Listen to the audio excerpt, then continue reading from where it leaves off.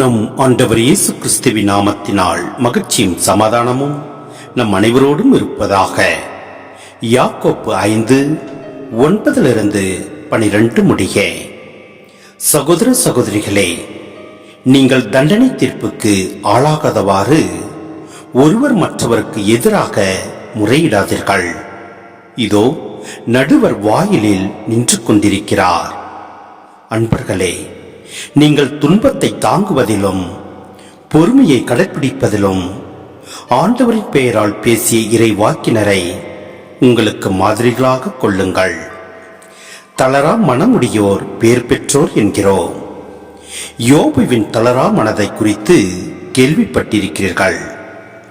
இறுதியில் ஆண்டவர் என்ன செய்தார் என்பதும் உங்களுக்கு தெரியும். ஏனெனில் ஆண்டவர் மிகுந்த பரிவுள்ளமும் இரக்கமும் கொண்டவர்.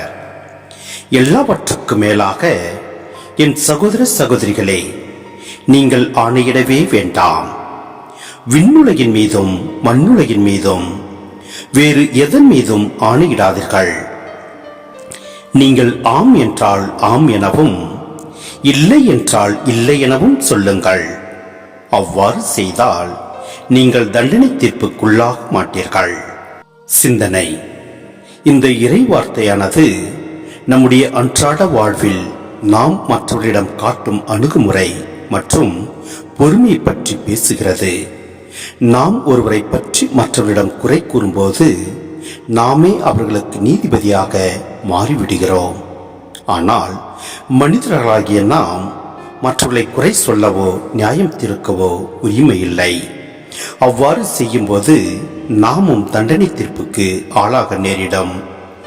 மனிதர்கள் மத்தியில் ஏற்படும் சிறு சிறு மனக்கசப்புகளையும் குறைகளையும் அன்பால் பொறுத்து கொள்ள வேண்டும். துன்பங்களை சகித்துக் கொண்டு ஒருவருக்கொருவர் விட்டு கொடுத்து வாழும்போதுதான் உண்மையான கிறிஸ்துவ அன்பு வெளிப்படும். இதோ நடுவர் வாயிலில் நின்று கொண்டிருக்கிறார் என்ற வார்த்தைகள் கடவுளின் வருகையை நமக்கு நினைவூட்டுகின்றன. எல்லாவற்றையும் காணும் கடவுள் நம்முடைய இதயத்தின் எண்ணங்களையும் செயல்களையும் அறிந்தவர். எனவே நாம் ஒருவரை ஒருவர் நேசித்து மன்னித்து வாழும்போது அந்த இறுதி தீர்ப்பின் நாளில் நாம் அவருடைய கிருபையை பெற முடியும். எனவே ஒருவருக்கொருவர் அன்பு செய்து நம் ஆண்டவரிடத்தில் பணிவோடு இருப்போம். எல்லாம் வல்ல இறைவன் நம்மை நிறைவாய் ஆசீர்வதிப்பார். ஆமேன்.